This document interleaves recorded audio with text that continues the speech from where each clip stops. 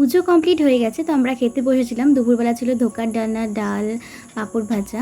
তো এখানে দেখো পুচকিটা কি সুন্দর গান করছে অভিনয় করে করে, তোমরা একটু দেখো। সবাই আমার ক্লায়েন্ট, দুটো ছেলে মেজবাড়ি ভ্যান ইউজ জয়েন্ট সকাল থেকে দুপুর আমার হেডের জলে নামে জামাই করে ভাগ দিয়েছে। এখানে বাসনার তালে তালে ঠাকুরমশাই বাবাকে আরতি করছিলেন। দেখ কতটা সুন্দর লাগছিল দেখতে।